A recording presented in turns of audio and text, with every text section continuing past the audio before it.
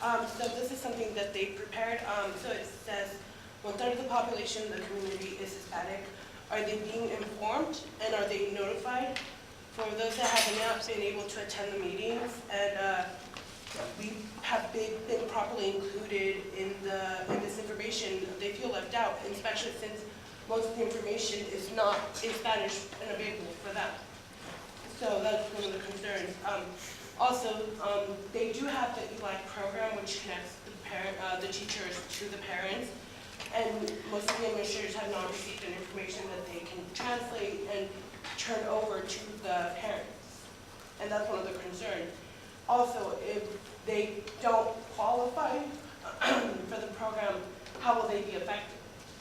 Will they not, if they no longer qualify for your program, they'll be sent to another school, they won't be able to, that's one of their concerns, that they are being targeted because of their minority, their inability to fit into the program. So that's one of the concerns, and they want to make sure that they're not going to be excluded from this program just because they don't fit the standards.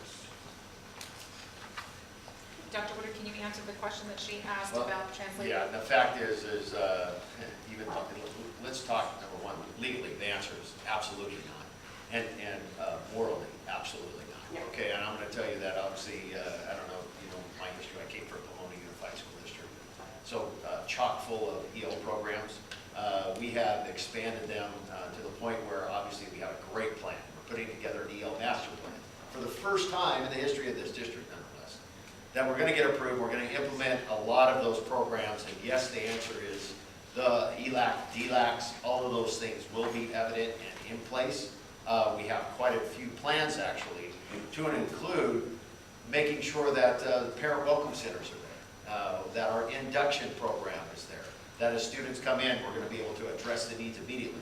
And not only the student needs, but in my experience, it's not just the students. In this case, it would also be particularly the parents, and teaching the parents English and making sure that they understand the language and they get the information in Spanish and in English and any other language that they happen to bring into the district. So the answer is yes, we have a pretty extensive plan. Isn't in play yet, we just basically wrote it, but absolutely. Regardless of this, we're going to do it. Okay. Okay? So are you taking steps right now to start promoting? Or do you Yes, have that's that the informed? as soon as the board approves the EL master plan and all of that, But we've already approved part one. Now we're going to take a look at the EL master plan. We have to get our PI plan and some of the other LEA plan, the LEAP plan, all of the other plans that go together in that to make sure that it's approved. Yes. Are you going to do something to inform them about what's already taken place? Because they were not informed about that until the last minute. Well, It sounds like you have two questions though. And I think he addressed the second one about what was going on with the students that are Spanish speaker, second language speakers. And Dr. Woodard answered what was going on in our district, not part of the petition. Is that what you're asking? Yeah. well, what I'm saying is as we provide oversight to the charters, they will do exactly as I described. Remember, again, even though they're independent, we also are doing deepment. We're doing two different scenarios. So the answer is going to be synonymous. We're establishing a curriculum council, which would include EL type strategies for both schools, all sites. So embedded in the MOU, which again is in the documents, all of those things will be up there.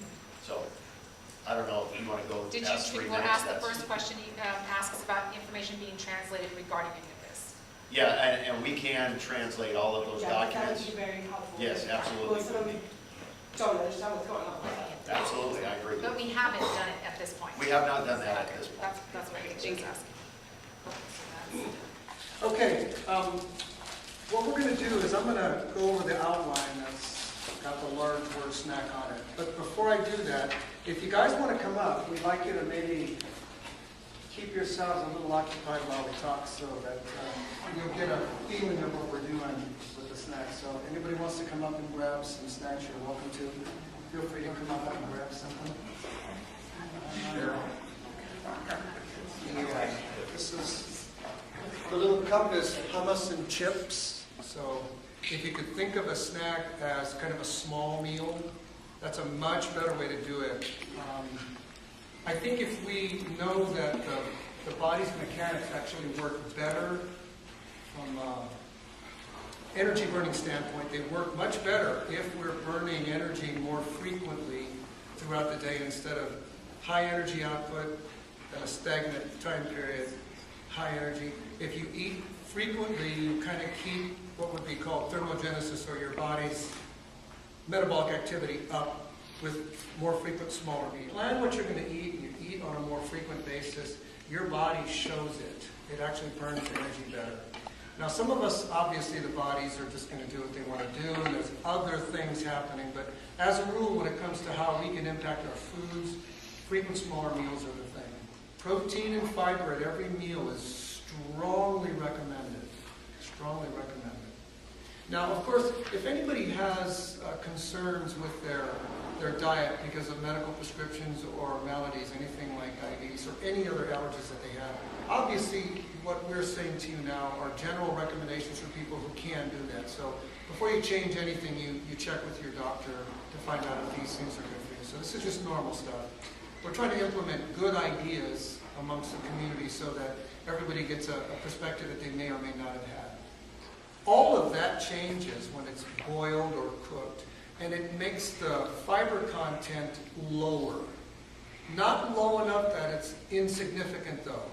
It's perfectly fine to just go across the board and assume you're getting enough in that way, because odds are, if you've got the natural food, the earth-grown food, even if you process it through cooking, it's still going to do its job for the most part.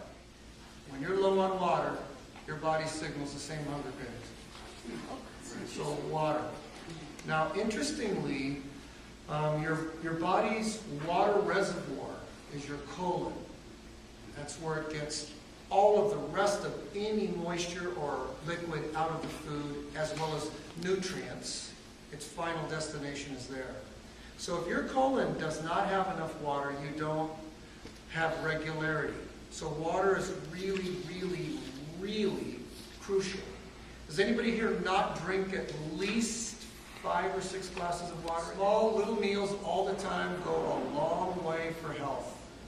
They really do. Timing is generally described as this. You want your fats and carbs earlier in the day, tapering off towards the end, and you want a steady amount of protein all throughout the day. As we get older, complete proteins are necessary for your immune function, number 1. And number 2, muscle is regenerated by perfect protein combinations. So that when you get all the essentials, you're doing much better. We burn a ton of energy just living. Now, what makes you burn most of your energy is really muscle tissue. You house muscle tissue. Muscle tissue, even people that are too heavy, if they move, they have extra muscle to move themselves.